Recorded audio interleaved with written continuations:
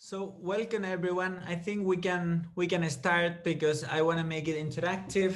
I have a few pieces of knowledge to share with you about stakeholder management. But first, I'll introduce myself.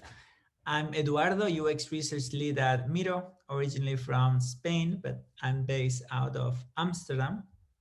And today's talk is gonna help for people working in design operations, product designers, researchers. In general, communication is key for most roles. And today, what I'm going to do is dissect how different parts of that communication and the understanding of your process and your work is really impacting the way that others perceive your work and act on it. So, really welcoming you all. For those entering a bit later, you can always type this in your browser and join the thing and join this board.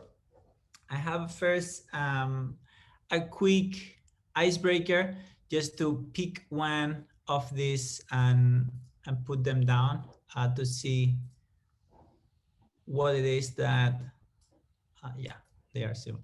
Like what it is that you know about UX research. If you've been doing research in the past, then you can be more in the right side quadrants. If you have been exposed but not doing it, more on the left hand side quadrant.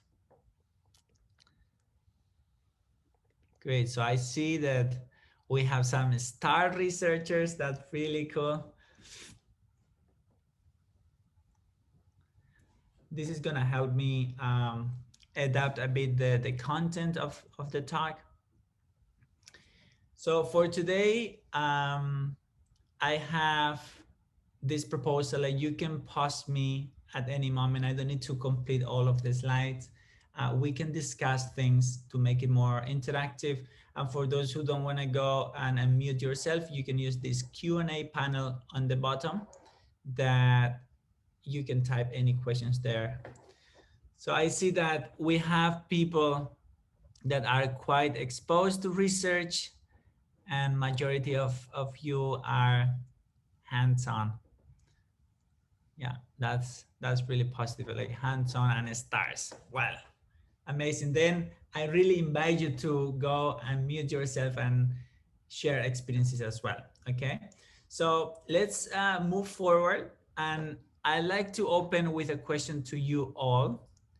I'm gonna bring you all here. So why do you think managing stakeholders is important? So before I share what I have prepared, I like to see some reasons why you think this is important. And you can type, like double clicking any of these post-its that have these particular shapes and share with me. I also invite you to go and unmute yourself to share a bit what you brought.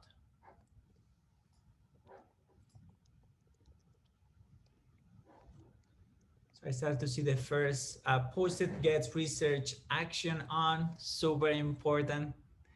It needs to be impactful, and for that they need to trust it and then act on it.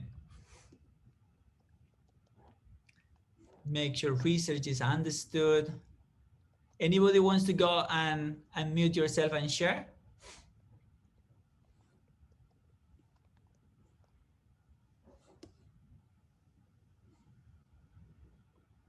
Empathy and mutual understanding. Yeah, I see many researchers in the room talking already about empathy. Understand the most important user goals and pain points. Ensure impact, like most of my talk is going to be on that.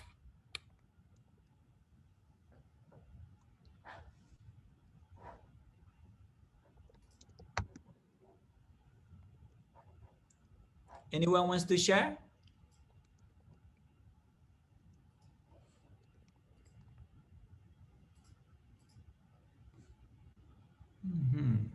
Okay, I'm unveiling the content then. I'm refreshing here very quickly.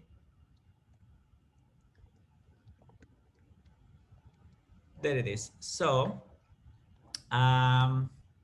I'm gonna bring you all to me, but you can keep adding content and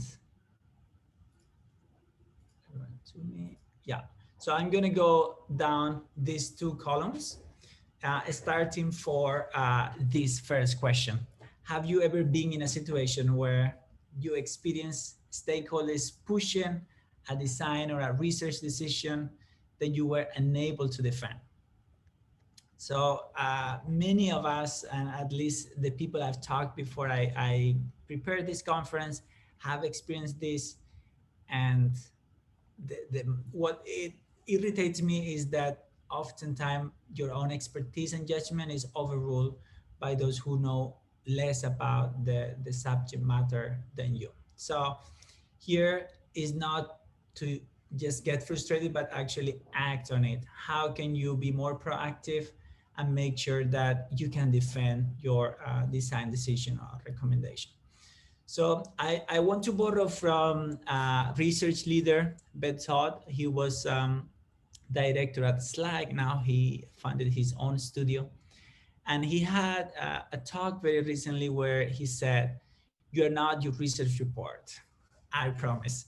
And the important point of this is that you are much more than the artifacts that you produce. So you influence people, and in fact, you're not hired for your ability to produce or come up with answers as a researcher, but to influence people. So your ability to communicate not just the results, but your process and bring stakeholders on board is really, really important. And you can indeed, like just like Aina is doing, access the full presentation there. But yeah, as I said, your job is not having all the answers, but really helping people in the company make the right decisions.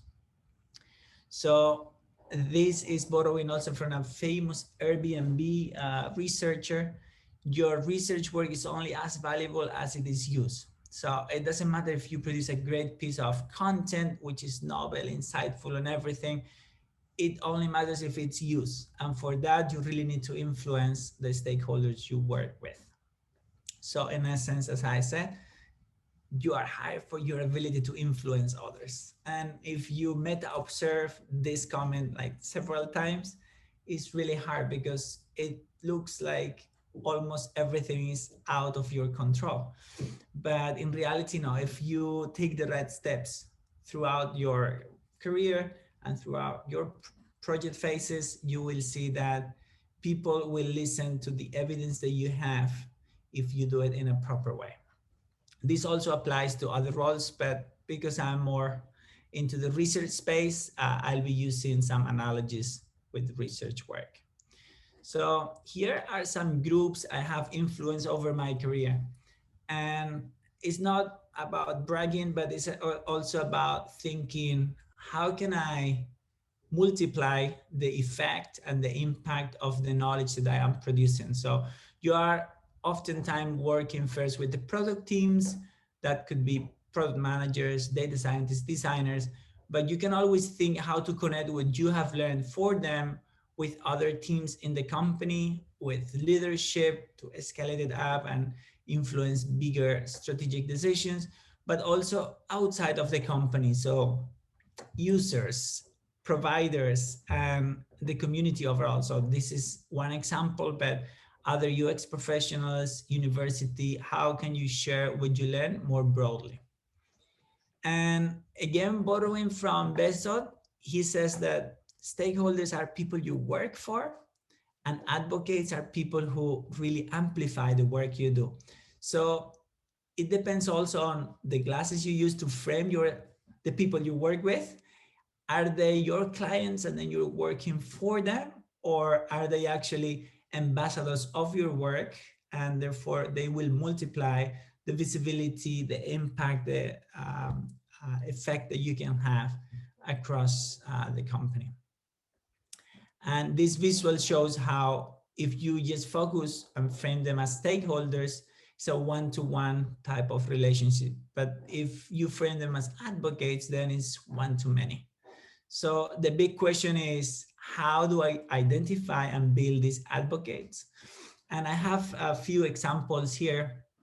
One of them was in a recent project I work, where you have to get people to see beyond the answers that you are producing. So first you understand what needs of knowledge they have and how they can, if you give them that knowledge, they can multiply the people who will see that content. So at the same time, I'm also a big advocate of democratizing research. And I also think who could be a great producer of research.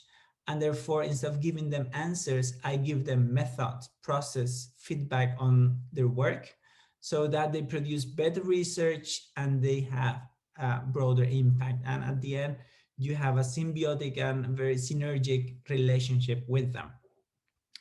Definitely what you need to look for there is value exchange. And now I'm going to go to the second column. And I'm going to be borrowing things from a book of a great designer. It's a bit farther down. But the key comment here is great design researchers are great communicators.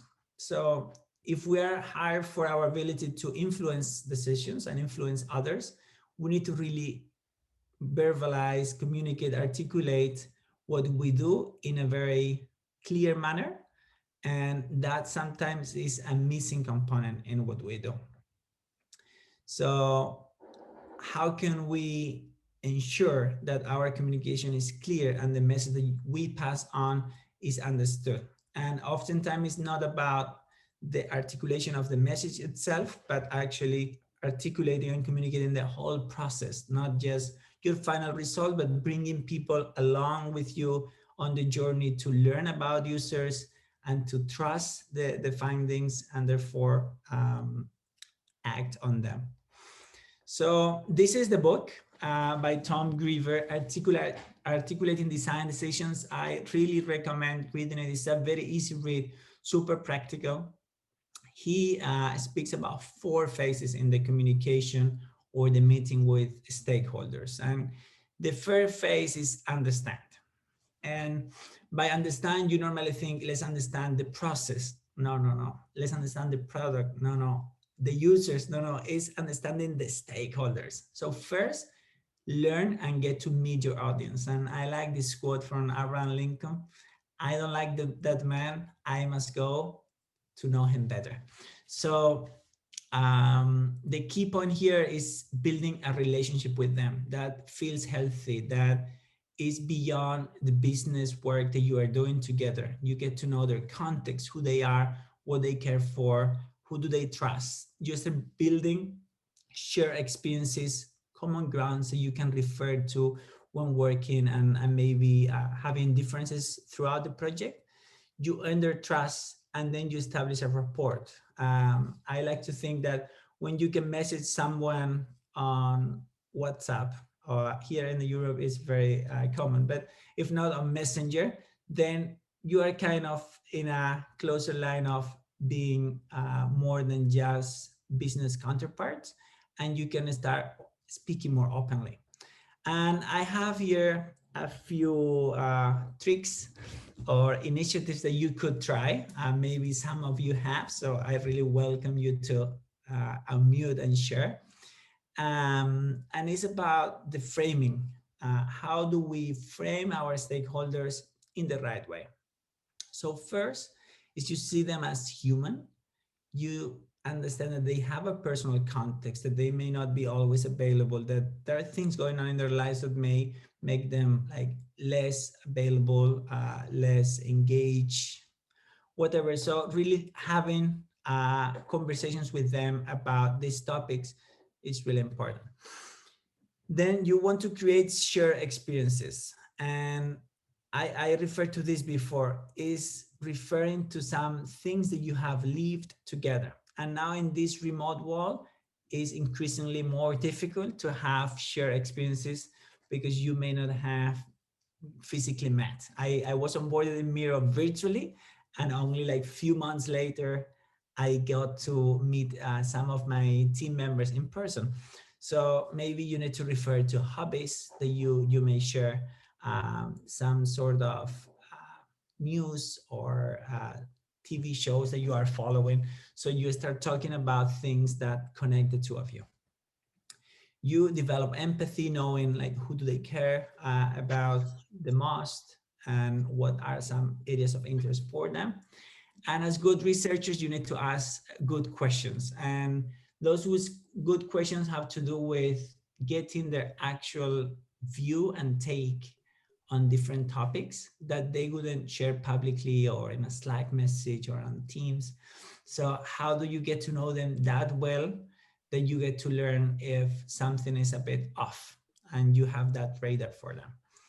You may also, and this is an advanced technique, but identify influencers, people who can shape the way that they think about a topic, and try to get to them through these people. And then at the end is building good, healthy relationship, not just doing all of this to manipulate them, but actually to have more clarity, more trust, more directness also in the communication.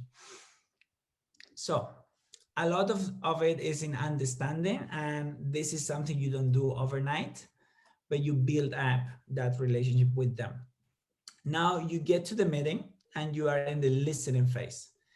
And the key point here is first listen and then hear what isn't being said. So don't even formulate your response, think and listen very carefully. So having some moments of silence is really important to understand what's the elephant in the room, what are they meaning really. And that's really important because oftentimes they are not going to disagree to your recommendation in front of others, but they may really disagree. And you want to learn about where they at in the project, what are they aiming to achieve, what are some of the constraints, time pressure, etc., resources. So really listening what is being said that we are after as a team, and also what isn't being said, but you notice that this is really important and you need to interpret that. So a few tactics is really let them talk, not just wait until they're done to make your point. Check your ego at the door. We did this talk at Miro, and we all agreed that this is really, really important, that you don't come to the meeting knowing this is the only way out and this is the path forward, but you are also mindful and open that other options, and normally in the design world, that's normally the case, other options are equally valid, and you can simply argue why yours is affecting the user in the right way, affecting the business in the right way, and you have also considered other alternatives.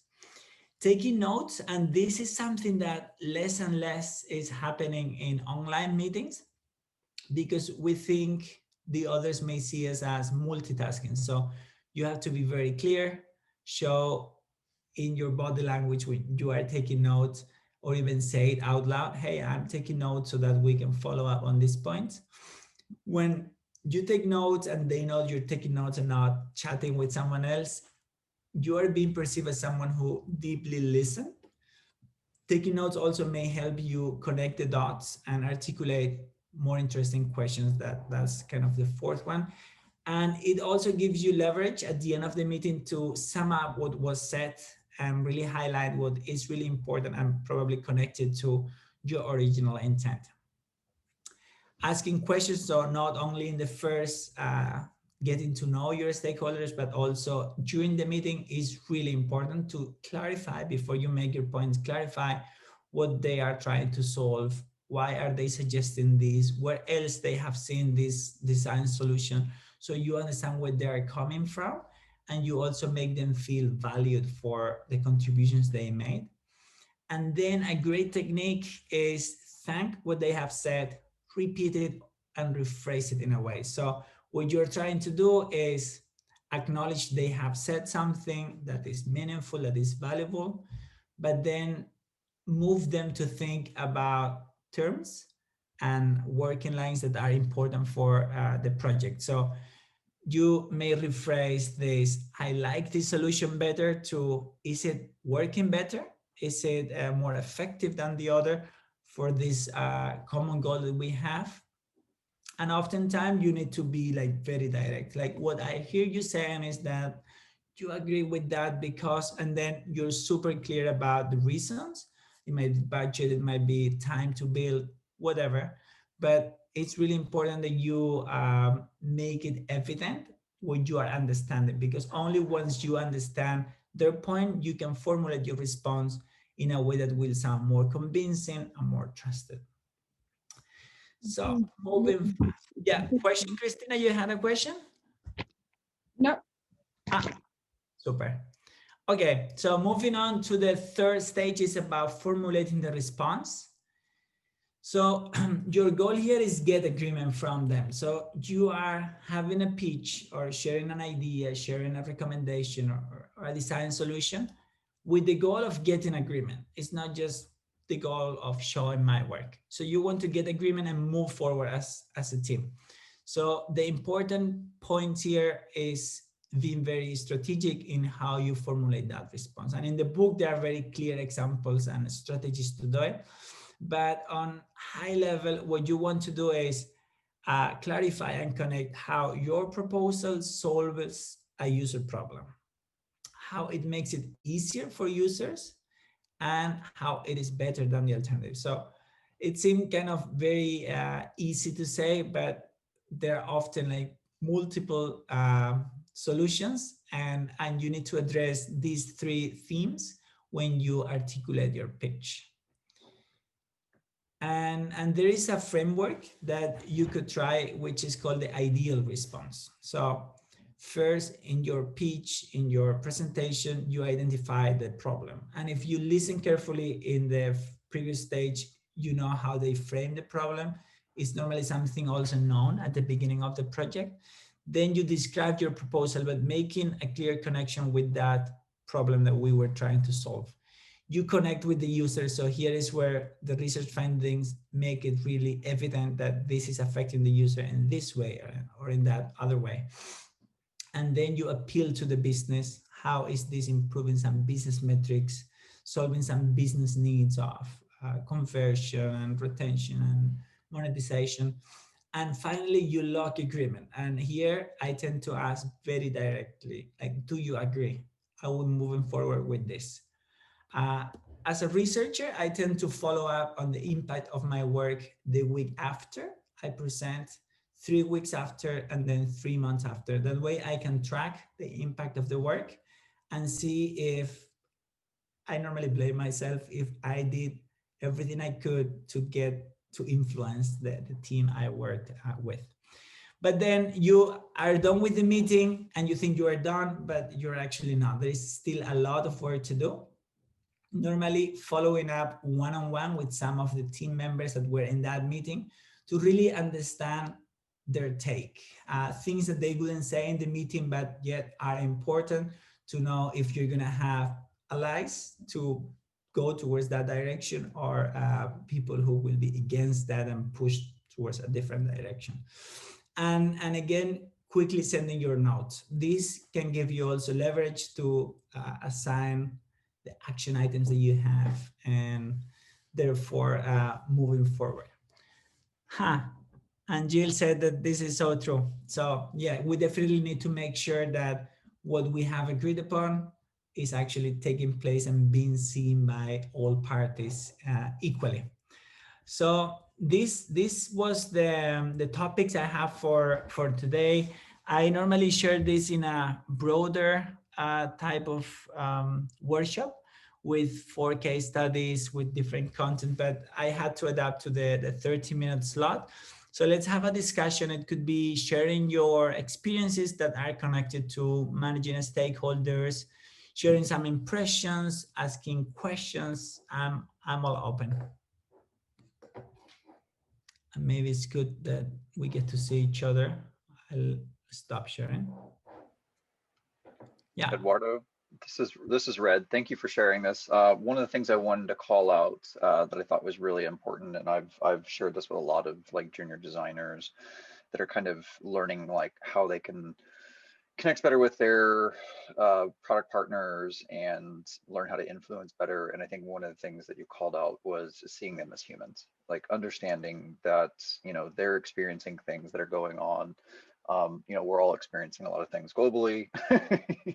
So I think starting off with that right away and having that level of empathy with those partners and looking to ask them questions and get to know them like on that human level helps start developing trust. Yeah, thank you, Red. Especially in this remote world, like assuming a positive intent that they're coming with a baggage of things like we all do, and then try to work out the differences by first getting to know who they really are, what do they care about. So I really see value in that, and many people say, no, this is politics, I like just to do the work, but that's as important as doing the work, because otherwise you don't get to influence the people the right way. Any other thoughts, comments? So I just wanted to share something. This is Luis over here. Luis. So I just wanted to share something because I think sometimes we end up doing what stakeholders are telling us to do, but that doesn't mean they're always right. And I think that's when it becomes a little bit challenging. We don't need to agree with all of them. We need to listen, yes, we need to understand what is the perspective and what they want to take out of this project, because everybody has a different agenda. That's when politics come in play.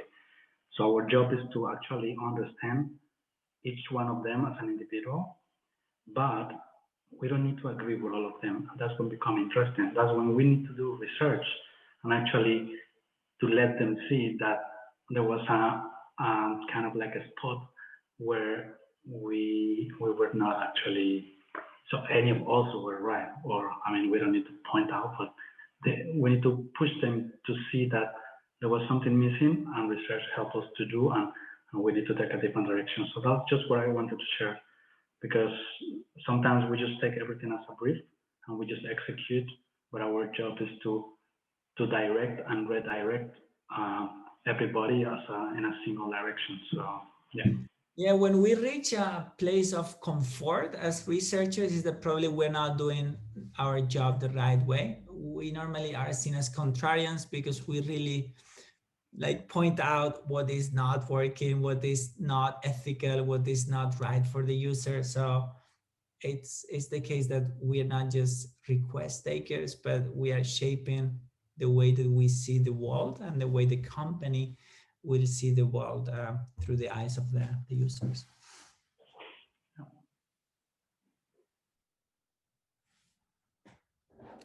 Great. Anybody wants to share maybe another experience, something that you've tried, some best practices that have worked for you?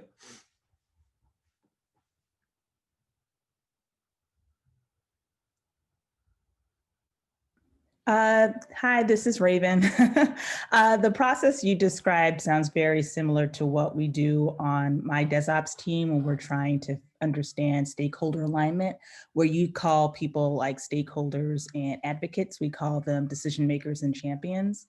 Mm-hmm. And we don't have a Miro board or a Miro board, but we use like a Google Sheet. And it's like a 3-step process where we outline for a particular product or project, who's the decision maker and who's the champion.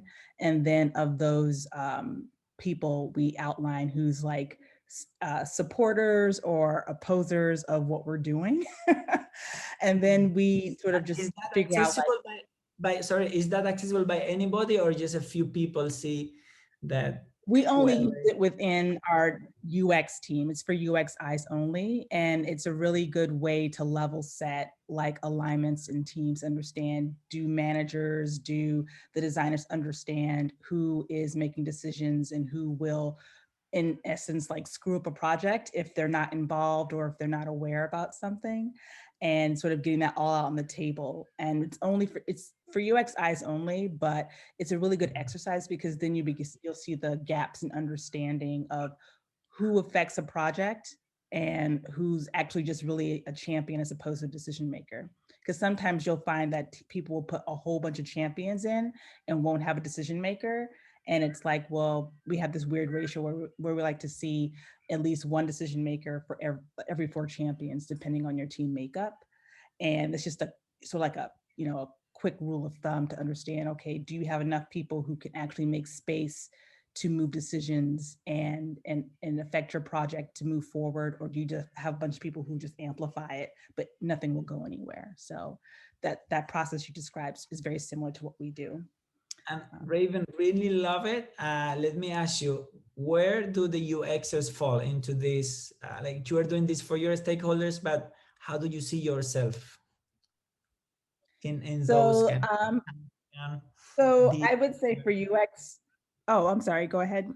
yeah, champion decision makers, or maybe you are tagging yourself differently.